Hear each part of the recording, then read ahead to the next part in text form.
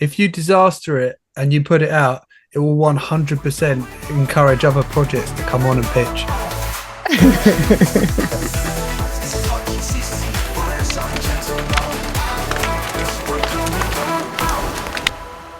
Hello, and thank you for joining our Fireside Chats with founders at the European Cardano community. I am Marcus, one of the core team members, and if you like what we are doing, please consider supporting our individual projects. You will find the links to our guests and our projects below the video. Please give us a thumbs up, follow us by hitting the bell icon, and let's enjoy this session. Yeah, welcome to the new pitch chat from the European Cardano community. Today we have fantastic hosts and guests.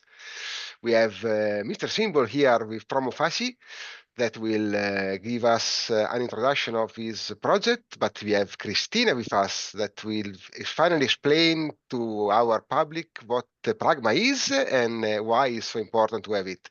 Also, we have our fantastic friend Marcus that will introduce us to his main project, Larissa.Health. That is something that is particular and very new in our ecosystem, and I think that we need more stuff like that. So the rule is 30 minutes, 30 Wow. seconds. Whoa, I did pitch. not practice that. A 30-second elevator pitch, and then you have a 2-minute deep dive, as if you would continue the conversation. The idea is basically you jump into an elevator, you see somebody that could be potentially interested in your idea and fostering your idea as an extern, and then you got the elevator pitch right, and then you just basically continue the conversation. This can happen in real life, and it will happen. So that's the idea. And then, as if you would be in that one-to-one conversation, you can pick one of the audience to give you feedback or ask you a question. The basic idea is that you should be able to answer the question quick and dirty to get it out there. You don't need to prolong it for another 5 minutes or so. Yes, Kevin. Like I said to you, my 30-second pitch is kind of like, deep fried salesman. It's super slick, and it's like selling you life insurance in the elevator with a hand around your throat. So I don't know if I've got the style right. I don't want to get in an elevator with you. No, 100%. I wouldn't advise it. You'll end up buying life insurance. It's not a great idea. The free double glazing won't be free either. So just don't do it. It's a bad idea. Very cool. It's going to be fine. I mean, I just instantiated this daily thingy. So we have that every day now, weekday in the Discord. It's open from 5 o'clock till 6 o'clock or so.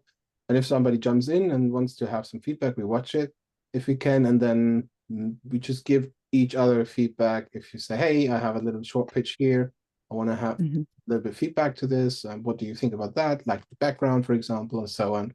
And then we can get better. I should do something like that, because I am like so critical when I see myself in videos. Like I watched myself on the stage at Cardano Summit, like literally while I was on stage, because there was like a 7-foot tall version of me right there.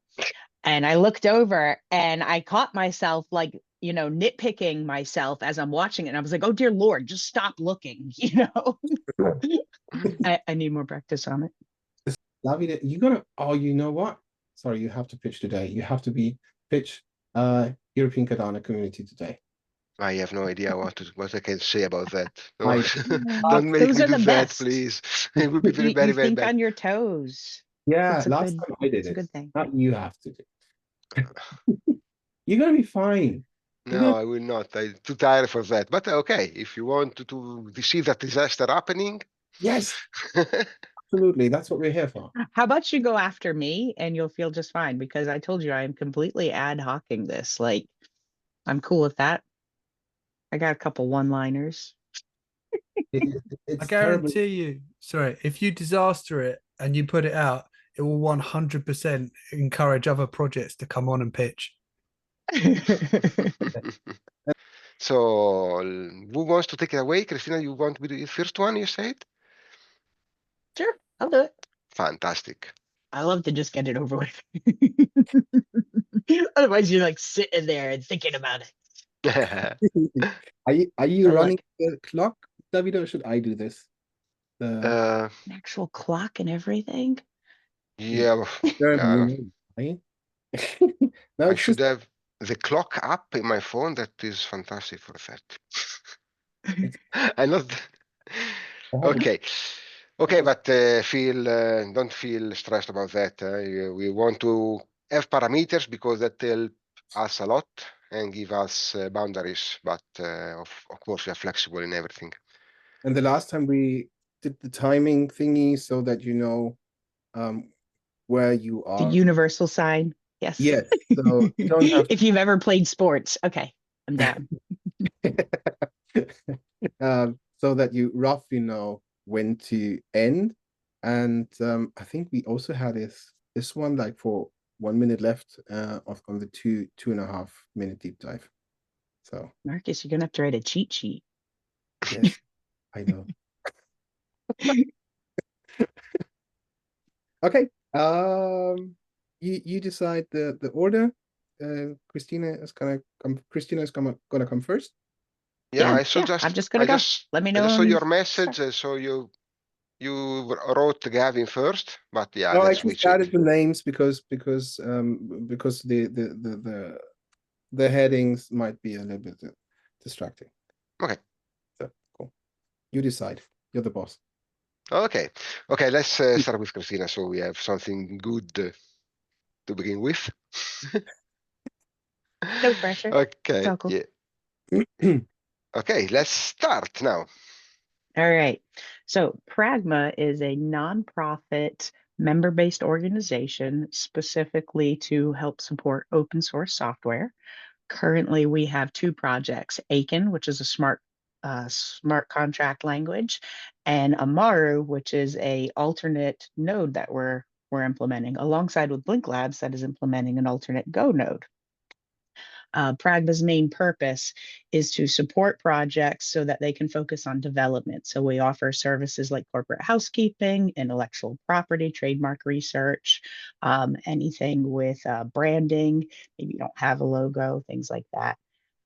Any So legal work. your Is 30 that it? seconds is a little, yeah, it was about 40, 42, but I think it's okay. Maybe I need to put a timer on my screen with a little countdown. Yeah, but yeah, we are flexible, as I mentioned before. So, yeah, that's the moment to dig. Well, we were in an elevator with a lot of people who pressed a bunch of buttons. I got a few extra seconds. That's all. Yeah, exactly. That's the way it goes. But then here is start the most important part because people now is interested in knowing more about Pragma, and then we can go deeper in the details. Yes. So So to talk more specifically, we have the two projects right now, and um, Amaru is an alternate node to Haskell, and we are working with developers all over the ecosystem. We have developers from Sunday, DC Spark, CF, Blink Labs, TX Pipe, all working together. And then we have also, this is the important part, I think, is that anybody who wants to contribute is welcome to look at our GitHub. They're welcome to join Discord and participate. If you go to GitHub, it's not just about participating by resolving issues or looking at the code. There's a discussion feature in there, and you can have sorry, David, you can have real-time discussions or asynchronous discussions with the developers. They're sharing what their thoughts are, what direction they want to go, and you can participate with that. And I feel that's important because a lot of people want to be a part of Pragma, but we're not really taking in members yet. My intention there is to really grow Pragma so that we've done a fabulous job with the projects for Aiken and Amaru and help the projects grow and flourish to a point that other projects look at it and say, I want to be a part of that. I want Pragma to help me the way they help those two projects. And once I get to that point, I feel then we'll be ready to start taking people on, whether you want to come to us with a project of your own, you want to participate, we'll be more in a position to take members. So for the time being, we're really just looking for people that want to advocate for us, that want to contribute to discussions, that want to contribute to code. That's where we're at. How's my time? wow, It was amazing. You have even 15 seconds left if you want to get over the 2 minutes. So I think that between the Would introduction that be the question part? Or you just pick somebody who to ask a question, and All then right. How about Gavin? I don't think he knows anything about me. No, but I'm very, very interested.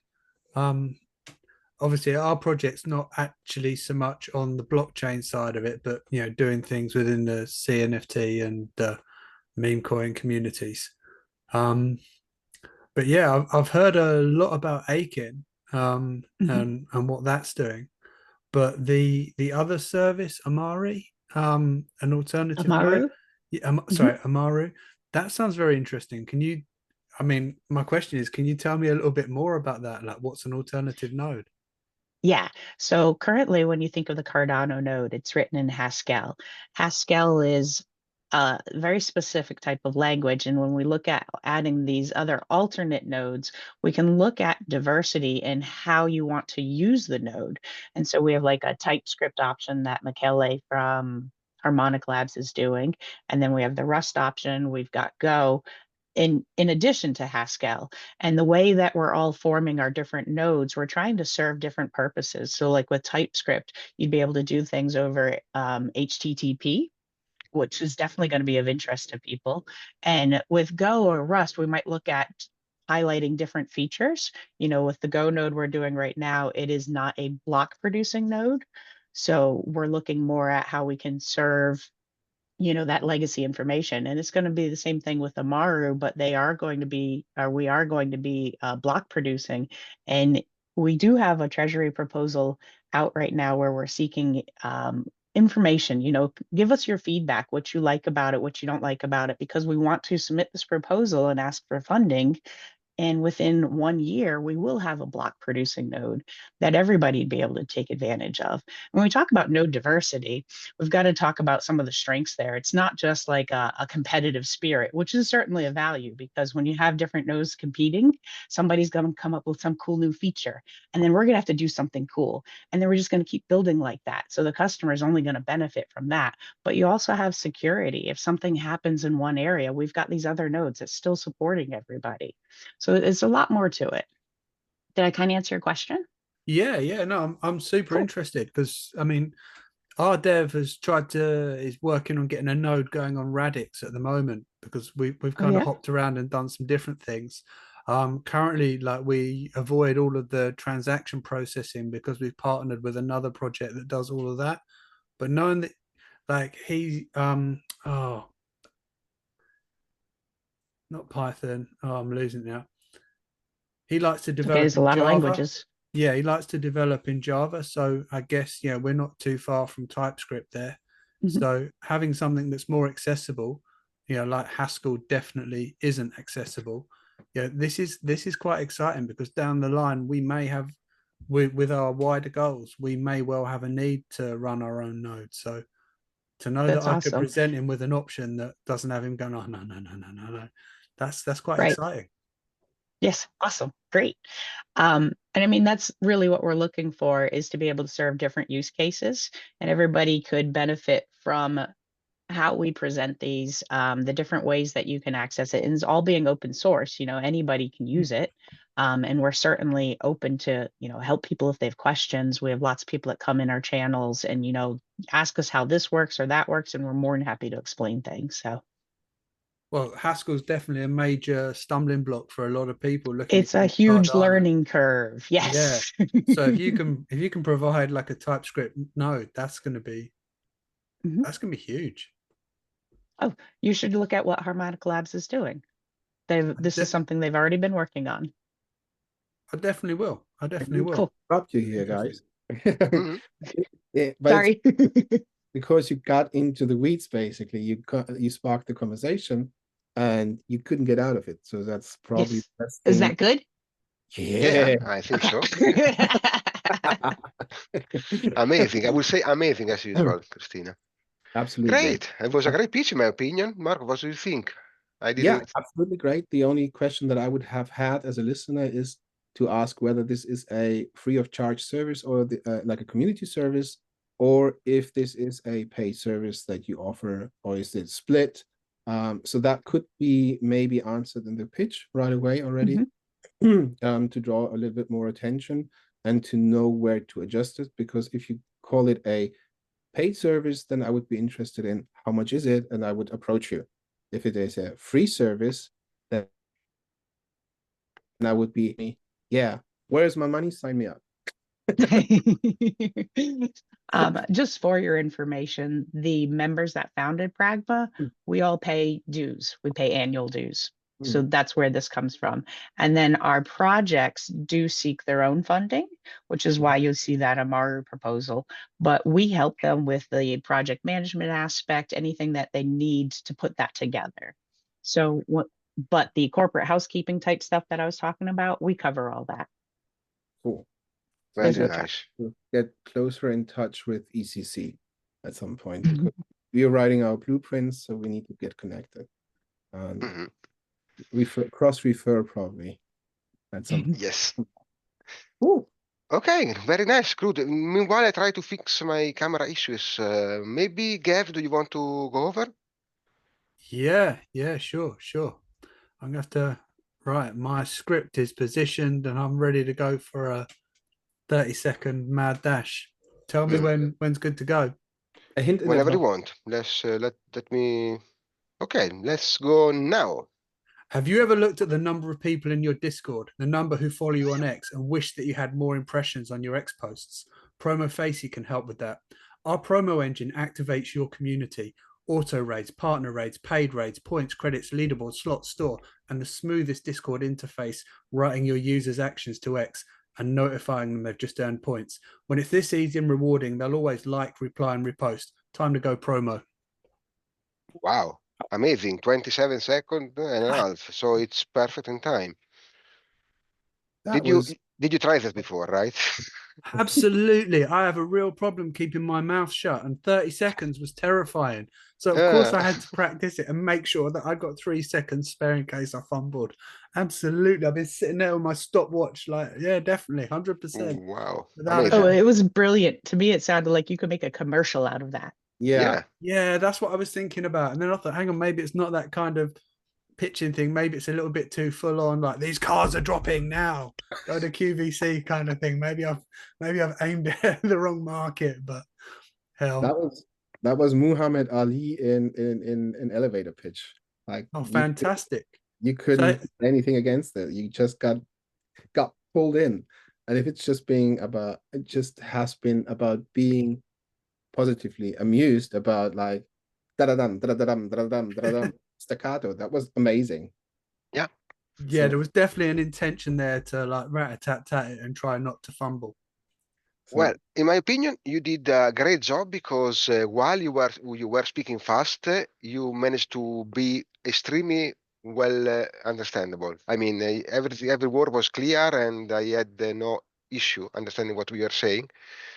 And that's what I'm struggling a lot with, because I usually speak very fast, but I'm never been able to be that clear. So congratulations. But Cheers. let's go deeper in the let's go in the more deep conversation about your project. Explain us a little bit more, less a following of the elevator pitch. Starting now. Sure. The promo engine activates your community by automatically awarding points for X interactions. You set the number of points per interaction, and the community climbs your choice of weekly or monthly leaderboard. When the leaderboard resets, your users are given a role that reflects their performance and an amount of credits for use in your slot and store. You choose the odds for your slot, the tokens and amounts to be distributed. There are a total of 18 possible win events that can be set 24/7 via our dashboard. The dashboard is also used to set the conversion rate between credits, tokens, and roles that you make available in your store. We will be adding additional utility for credits via our platform and games. Whenever you post on X, a raid will automatically be started. Our raid interface has 4 buttons that allow your users to like, reply, repost, and quote 2X from Discord. For every interaction, they receive a notification they've earned points. When it's this easy to interact with X posts, you'll find your community having more interactions and more frequently. We have a dual reward system of points and credits to stop community members from earning lots of points and becoming disincentivized. Your community earn points to climb the leaderboard and earn a role and credits. The slot and store can be role gated, forcing your community to earn points even if they have a large balance of credits. You can raid any X post irrespective of the X handle. Simply copy and paste the link and our / command can start the raid. You can also launch paid raids from the dashboard. You can set any Cardano token as the reward, pick a number of winners, set a time period for the raid, set conditions to be eligible to win, like must repost and reply, must be above a minimum length, you must tag Project A and Project B. All tokens are paid out in Discord automatically using the farm bots, as long as you have a farm bots faucet. This is an amazing tool to reward your active community and excellent for boosting your X campaigns. 2 minutes and 2 seconds. Amazing. Wow. Yes. I'm impressed. Thank you. Pick one. There's 3, unless you want to ask yourself, and you have 4 choices. Cool. Geez, pick. No, that's even I almost harder think than you have staying to within ask 2 yourself minutes. now. I'll return the favor. Christina. Thank you. I'm curious about how the slot machine works, because I actually think this sounds really cool. And when you were talking about the Discord engagement, I couldn't agree with you anymore. There was a server I participated in, and they would do different things where you would react to something, or everybody would just keep responding and building off something, and then they would just start giving out the tokens, and it was their own token. And we got all excited about it. And I mean, we'd get all these tokens and they weren't really worth anything monetarily, but it was kind of a clout thing. And this bot would constantly tell us what our rank was and announce it for everybody to see. And so it was a little bit of a competitive spirit. So I completely agree with that. But what I'd like to know more about is the game aspect. Where is this taking place? Okay, so as a project, we've got 3 strategic areas. One is the Discord bot, which we've renamed as a promo engine because people have been getting confused about the meaning of the word bot, thinking it's like some dodgy thing, where it's actually just software. But we've got the promo engine, we've got a platform, and in the platform, we're connecting to Solana, Polygon, VeChain, and Cardano. And on there, we're going to have an avatar creator where people can create an avatar. There's going to be a shop. People, other projects are going to be able to add custom merch, custom wearables, etc. And then we're going to build some games. And then the idea is that you can take your avatar, put some project-specific wearables on, and then enter the game representing that project. And then the game should be able to pick what team you're playing on based on what wearable you're wearing. So we need to raise money to be able to build the games. The platform and the engine, we're building that ourselves with no funding. So yeah, we've currently got an NFT sale going. So people are buying our NFTs and hopefully we achieve the funding. And we've got some revenue coming in from the engine. So Cool. And to be like a proper elevator pitch, you're gonna need like a QR code that I could scan to get to where I could buy your NFT. absolutely, yeah, that would be really handy, wouldn't it? Well, I mean, if you were curious, you can pop into our Discord. We've got the mint link in there. The QR code's a brilliant idea, so I'll definitely make sure I get that done. Everybody likes scanning QR codes. Definitely. I mean, I hadn't been thinking of that. I mean, if I may, like at the moment, we're not actually publicizing our NFTs. Like we're keeping it really quiet. So at the moment, it's like an OG mint. So we know the FOMO is going to come later. We've got an amount of money that we've got to raise. So we've budgeted everything that we want to do that we can't do directly ourselves that we'll need money for. I mean, money's coming from me and the other guys in the project, but yeah, there's some things we just can't fund ourselves. We've got a target of raising $400,000, and we know that by holding the ADA's likely to go into a massive bull run and go up in price. So as it goes up in price, the amount of ADA we need to hit the 400,000 target keeps going down. So the number of NFTs we need to sell keeps going down, and it's a fixed pool of tokens. being allocated to the NFTs. So as ADA goes up, each one's getting more tokens and there's less NFTs to buy. So we've done like an OG mint where just people that are interested in tech and interested in what we're doing come in. And then from there, we're into 14 servers now with our bot. And we hope to close out on 20 by the end of the month and then just keep growing there. So then there's a natural network to talk to. And then as they start becoming aware of it and get in for price and FOMO reasons, hopefully ADA's pumping and closing that door for us. So that's why our strategy is quite random. And I can add that the guys are doing a wonderful job. We've been testing together for Larissa.Health, and we're going to implement it into the EU Cardano server as well. So then it's going to be 15 or 16 by then. So only four servers left for the end of the month. Yeah, that's awesome. We've got quite a few that are looking at us now, and I've just got to pull my finger out and get a config video done, and then we're going to be really comfortable, going around and just popping up in people's tickets and saying hi, we're here, and seeing if we can get some things done that way. Wonderful. If I may add, you are introducing FarmBot as well in your page. I think that is an unnecessary add-on to promote, because you can name it during the onboarding, and if I am totally unaware of the ecosystem, then I think, okay, what do I need? Okay, there's an additional component that I need to add. I reduce it by that, no matter how great FarmBot is, but I probably would leave it out. Yeah, that's a tricky one. I take on board what you're saying. Us and the farm bots have got a good relationship, and we've got a co-promotion agreement. So we're kind of trying to shout them out everywhere we can. They're just solid builders. They're not really getting out there and making people aware of them. People start using their bot, and then word spreads like wildfire, kind of like it has with our bot. But they could do with a nudge. So I take that on board. It's probably, as you say, something to discuss at a later date.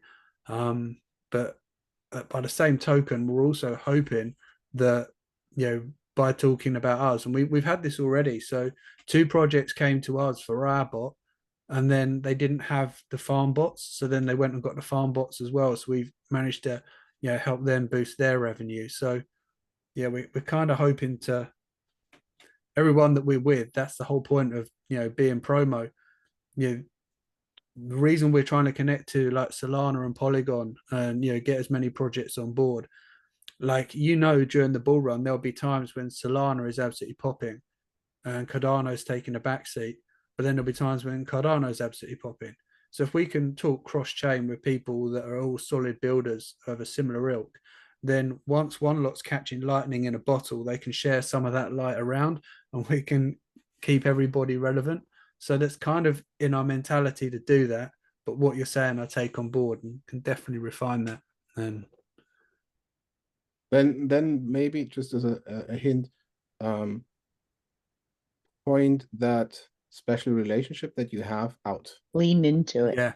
Yeah, definitely. Mm-hmm. And just say we have an amazing collaboration with FarmBot. We just work on top of each other. We're like siblings, and something like that, right? So it's not accidental, but it's like obvious. That's good advice. Thanks for that. Anytime. Cool. Davide, who's next? I think I'm next. And then we close up with the great Larissa.Health. Okay. Well, I have my QR code. Thank you. Here, You're welcome. Christina said. So yeah, but I'm gonna switch back. Cool. So let me try that. I didn't prepare anything, but I will improvise. Okay. Good. Okay, so imagine there is a place where you can meet like-minded people who are founders and enthusiasts about building on Cardano, where you can have a delightful conversation and learn how to do things in a smart way. always confronting with other people that know a lot about their environment and that has already had experience so that they can guide you everywhere you want to go. Well, I have very good news for you. This place exists and it's called the European Cardano Community. Beautiful. How was that? I like it. Brilliant. I like it, especially the last sentence. Okay, cool. So I Yeah. tried to Right? go a little bit deeper on that. So in the European Cardano Community, we are an enthusiast group of people that went together with the idea to build something great that can be useful to other people. And we are pushing on that for many years now. It's 4 years that we are active. And we, in this experience that we started also with the help of Catalyst, we managed to do very nice stuff. We are hosting regular X spaces in different languages in the European Union. We also had a try with in-person events. We hosted many of them in Germany, in Italy, in Greece. And while we can't do that anymore because of difficulties in organizing that and mostly because of the ending of our Catalyst funding, we are now switching to try to dedicate our time in something that can be really helpful, like creating blueprints for the community. This means that every time we can see a route for other people to reach the same result that other people has done, we will have a document that explains how to do that in step by step, so that the next one can take advantage of what we already done. And we really hope to continue improving that in the future time. So 2 minutes. Wonderful. Not really. I can do better. But next time I will try to prepare. Spontaneous. It was spontaneous. No, it was good. And I think there's a authenticity when you do it like that too. Okay. So I do have a question. Not Sure. that you asked me. You are always, we are glad to have you here and to ask questions. Thank you. Your Good, good. experience. Well, you were talking about the blueprints and the documentation. Is that something you guys have started or something that you're going to be starting? We already started that. We already have quite a bunch of documents in our GitHub that is already accessible to everybody. That's what I was going to ask, is where do you store it? Yeah, we want to be open and we have everything published in our GitHub repository. We have actually two different repositories, one for the more static stuff and the other one for what we are currently doing. So all activities we have, the Fireside chats, for example, everything we do is also on GitHub. We have issues for that, for any topic we track, and a lot of documentation published. If I might add, our Of course. public roadmap could be improved currently because we've been lacking this. So we are aware of that, but we have put in a change request. So that was a little bit much at the time. And we are already having a few new insights to overcome, for example, multi-signature wallets. So for example, I just published today, was it today or was it yesterday, David? I don't know. I published a way of how you can use Web3 compliantly for legal signatures, right? Introducing the GitHub. So the way how this works is pretty easy. You just use GitHub to set up your document. So that gives you the updated history, the document history. And then you basically have that either in a public or a private repository. And then you use the participants to create a signature, confirming in the metadata that document. And then you just paste the transaction into that document. So that's very easy. It's easy to explain to somebody, and it works, right? No big tech here, just pure blockchain, and that's it, right? Easy, pragmatic, and On point. exactly, and swift to our through our blueprints. So it's good for European companies that we already set up, and there's quite a few things already in the pipeline that we're writing on, but this is going to come up in the next weeks. It's going to be pretty comprehensive. I like it. Wrong Nice. that. So since you are there, Marcus, why don't you take it away and explain us about Larissa.Health? You said we're gonna close it off. No, I didn't We say got that. 7 minutes, and from my understanding, you only need 2.5. Let's Ah, make 5 for the question. Okay, we have that's all the what time I'm you need. for. Yep, we got plenty of time. Let me stand up because I always, if I do this, then I have to stand up. So I'm very tiny, as you see. Okay, let's try this. Every day, around 800 women die from preventable causes related to pregnancy and childbirth. Additionally, 6,500 newborns die within the first month of life. And when including stillbirths, a staggering 13,800 babies and mothers die every day, every single day, totaling nearly 4.7 million deaths per year. And at Larissa.Health, we want to change this by transforming remote care into a hybrid health model, empowering midwives with greater coverage and data-driven support for them and their pregnant patients. We're working to fulfill the World Health Organization's claim that 80% of these deaths could have been averted if midwives had been involved. I'm Marcus, co-founder of Larissa.Health, and we are currently preparing the launch of our Web3-based crowdfinancing campaign. It was a little bit longer than what we aimed to, because it was 56 seconds. Really? Mm. Wow. Okay, I gotta be. He like pulled the buzzer on that elevator. He stopped the elevator. Exactly. But yeah, very interesting. So probably should try to move some of the first part to the deep dive that we are doing now. Mhm. Let's try that. Should I talk faster? No. I think that was Oh, perfect. You okay. need just the right pitch, and your pitch was really good. Okay. Like, yeah, no, you're good right there. Okay. The reality is maternal and newborn deaths remain one of the most preventable healthcare crises. Yet millions of families continue to suffer devastating losses every year. At Larissa.Health, we believe that midwives are the cornerstone of our future and the key to changing this. Not just in hospitals, but in underserved areas where the maternal health care is limited or unavailable. The World Health Organization, estimates that 80% of these deaths, as already mentioned, could be prevented if midwives had the right support and resources. And the problem is midwives are often overburdened, underpaid, and working without the real-time insights that could make their care even more effective. This is where we come in. Larissa.Health is building a hybrid maternal health model, combining technology, remote care, and on-the-ground midwifery expertise to bridge these gaps.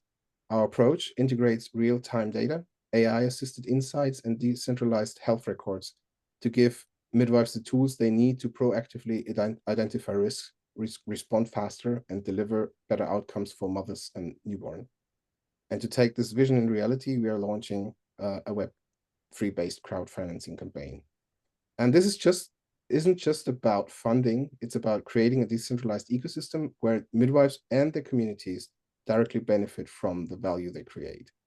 We're using tokenized incentives, governance mechanisms, and community-backed funding to ensure that control and resources are allocated to where they need it the most, to the midwives on the front lines.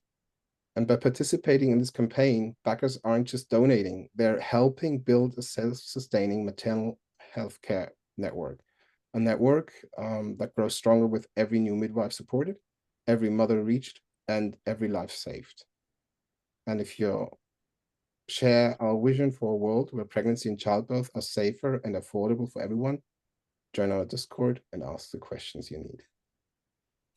That was pretty much perfect, Marcus. 2 Thank minutes, 8 seconds. I think it's perfect. Thank you. Very nice. I was about to find a question to ask, and I think maybe I can ask how do they use the blockchain, but then you get straight to the point and start explaining that. So amazing. Okay, we can quit now. We close the space, and thank you that you've been here. No, I was kidding. As I say, I see we have 3 minutes, dude. I think we No. all come up with a question just to make you stay. Just go on. So this is existing? Is this network current We're, now? Are you taking subscribers? How does that process work? we're actually having midwives that support us already, but it's an app or a platform in development. The theoretical parts are already in the works. The practical parts are getting to the ground. We are building on the networking. So reaching out to scientific groups to get more insights. And we're currently also, despite people are saying, focus on your country first because you know the regulations, we are already reaching out to Africa to get more information because the European, especially the German environment is not the easiest, but it's like Frank Sinatra said, if you can make it here, or if you can make it there, you can make it anywhere. Yeah. So we assume it's easier somewhere else, but we're trying to be 100% compliant. And despite most people saying the AI Act and MiCA are a terrible attempt to bind us or to stagger innovation, I'm actually on the opposite fence because I say consumer protection is the most important part here, and it forces us to think on the community consumer behalf. So yeah, that's where we are currently at, and we are applying to different organizations that are in ethical AI. We are already involved in that. Some of them are WHO, how you call that? Implementation partners. So we are involved on that front, and scientific groups from midwives and trying to get the foot on the ground, which is not an easy task, to be honest, because they've been overthrown by men a lot. And so you got to convince them first that you're on the honest part here, on the honest side. And yeah, it's a longer process, but we get there. And we have to do it grassroots, I think. We're getting more and more convinced of that part because we're fighting a little bit of windmills from higher institutions as well. So yeah, which is understandable because this is a cause that is intriguing to be sold because people like pregnancy, people like kids, they like babies, and this matter can be easily abused, right, as a topic, and you want to make it right the first time, and you want to make sure that this is not going to get abused, but for that you have to fight the windmills a little bit. I've told you before, I completely love the project. I do agree that access to information would be so helpful during pregnancies for so many around the world. You know, I have the luxury of being in the United States and there's doctors everywhere and I don't have to wait months to go see somebody kind of thing. But to have this and to be able to bring it everywhere, that's phenomenal. That's huge. And that literally will save lives. I Yeah. just can't say it enough. Yeah. Yeah. Just to give you a comparison, by the way, in Europe, midwifery service is almost for free, right? So the healthcare system works a lot, or very good. Yes, Gavin. So Marcus, do you see like AI and zero knowledge proofs, like basically allowing people to monetize the data from their pregnancy? Do you see that as a significant revenue model for yourself or for the people that you serve, or both? Yes, we are tinkering with the thought that we enable the possibility that pregnant women or mothers, to call them short, are able to share the data and benefit from that. Yes. Implementing AI is a two-sworded sword? No. Double-sided sword. Yes, thank you. Because as soon as you implement AI, you tap in a lot of regulation stuff. So you got to be careful where you starting and before you get the certifications for that, and that's not the easy part, and it's very expensive. And the data is providing your personal data is definitely a thing that we want to support, especially when it comes to research. But there is the part, how strong do you want to connect it to your personal data, right? And that's where the money or the revenue model for mothers would come in, but it wouldn't be a revenue model for us, but we would make it technically feasible for them to use that, but basically just on a tip of the button. So yes, we've been thinking about that in short. From my perspective, I would MICA, I think, was a step in the right direction. EU legislation on AI, I think, is I'm very opposed to that. For me, from what I was hearing, like, we know zero knowledge proofs are going to allow you to break down, like, so have all of your data out there without you personally being identified. We know that's the direction things are going to go in. So, if you're talking to people, from across Africa, where revenue sources are hard to come by, in the West at the moment, like in a lot of countries, there are disparities in outcomes for people from, of Black origin. We're seeing it. It's constantly there. So, health systems are looking, what are we doing? How are we underserving these people? Why are they having negative outcomes compared to their peers? If you were someone in Africa who could, turn on like all of your data and make it available without identifying the individual, and you had some kind of thing, like, for example, you turn on your data and turn it over to us, and every time that your data is queried, we'll take a cut, and then a cut will get set aside for your child and put into trust, so that when your child turns 18, there's got some funding there to go and do things. Something like that I would see as being like a universal good, which would run into problems because of short-sighted EU bureaucracy. But you have to see it from an ethical point as well. Do you want to force somebody with less means being exploited for their private data? So that's the ethical part. If you don't have money, do you need to sell your data to be enabled? I think it's a bit of balance, though, because like I have pregnancy. I have a history that would be very interesting to doctors. Yes. And I could give that up because I want people to learn from things that happened and not have to go down those paths.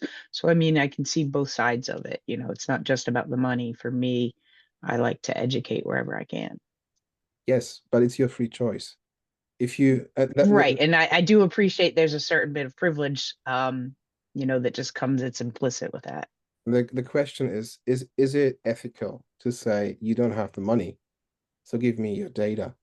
Just following, basically, if it's for free, you're the product. Yeah. But I mean, we see that in a lot of places, like even locally. I know people that donate blood and plasma because they don't have money, and they're going as frequently as they can to do these donations. So I don't know. I mean, yeah, because we are going to have zero knowledge proofs where the individual doesn't get identified, but the data is there and accessible, so you could turn on certain things. So what you would actually be doing, in my mind, is allowing people a choice whether they want to enable those things, and then those things are permanently accessible on the blockchain without the individual being identified. But you could then, generate much better health outcomes, and anything that provides anyone with a revenue source. Like, my auntie ran a children's home in Kenya, and a lot of the people out there just want revenue sources. So they're not, like, if you're scrambling through, if you've got kids going through dumps, like trawling through battery acid trying to find some food, living in conditions we can't even begin to worry about, you know, if you tell them there's a revenue source that they could turn on, like to not from my point of view, where I see it, to not turn that on would be inhumane. Like, I mean, we could, like, especially if you could guarantee that they wouldn't be individually identified and there could be no negative consequences to it. I think, you know, the way things are going, AIs are going to be a product of data. And so data is going to be the thing that everybody is looking for in the coming generation. And when you don't need humans to do knowledge-based jobs, you only need humans for innovation and you know, breaking out of ruts. The reality is that most people are going to find themselves in a situation where generating data is a source of income. So, I mean, that's further down the line. But from here, I would I see feel like only I've seen this benefits in a in it. movie. Yeah. Yeah. I get what you're saying, and I think what we're really talking about is back to where Marcus started with this, where it's a double-edged sword on morality. Because from Marcus's perspective, you know, we're putting this out there and we know it's going to be used this way because they have no choice. And then from your perspective, that if it's another way they can safely make money, why don't we let them do it? But I mean, I can see literally, you see the scales of justice almost trying to weigh this on which Yeah. way's the right way. But that's where the switch comes in. So you have the button, and the thing that we came up with is we're probably going more for, that's the thing that we're going to advertise more, is referencing like an affiliate program, our platform. This is this is not demising your privacy, The mission. diminishing your privacy, but still providing you with a source of income while benefiting the growth of us. So that is more the approach that I would prefer to go forward. But still being open to different revenue streams while providing support. So we will charge midwives for the service, right? Because it needs to be, it shouldn't be a circular, I put money in there and then I wait until somebody else buys it thing. It's not a Ponzi. It should be, it's a service, right? But we I want could to see it being a subscription service. That would make exactly, sense. exactly. And in the background, we will transfer a part of that as a as a transaction fee for us, right? And some parts of that will go into the block into the crypto space as a de-risking option, including our stake pool. And the second part would be a co-financing option that generates from there to finance somebody else somewhere else where it's with less means. So it's going to be transatlantic support, cross supporting, to generate a new word here. So we're trying to leverage the Western wealth or the Northern wealth to support other people. And in this way, midwives are able to charge their general fees that are matching the country level without exploiting either, first of all, them and then the pregnants or the mothers. So we're trying to adjust that. And we take some of the risk. And we hope that the model that we are creating attracts enough people to support us taking that risk without being too expectations about earnings. But what we want to do to go a little bit further is we have an NFT collection that we are developing at the moment, and there we will go into an evolutionary NFT. And once you mint that, you actually generate a lifetime subscription for a midwife that you can donate, right? We will also have that as a Web 2 version for those who are not interested in Web 3. But So it runs alongside, and it's going to be tiered over the time. So there's a maximum of amount of lifetime subscriptions, but we encourage the owners of those lifetime subscription NFTs to donate them. So that's basically an idea. So that we get a solid level of being funded midwives and a level of paying midwives. So it's going to be a business as well as a supportive mechanisms, if that makes sense. It does. I Very love much it. so. Yeah, it's a lovely idea. Thank you. Yeah, it is. I said that we need more projects like this one in our community. I'm very sorry, but I really need to leave now because I need Me to too. leave the room to my wife. Me too. So It's okay. thank you very much, guys. It was amazing. I Thank you. learned a lot, and I really hope to see you in the next one as well. Sounds good. What's the Yeah, trick? the double Marcus show. Oh goodness. Thank you guys. Wow, it was Bye. amazing. And thanks for the feedback. Talk to you very soon, Mhm. guys. Thank you. Bye. Bye. Bye. Bye.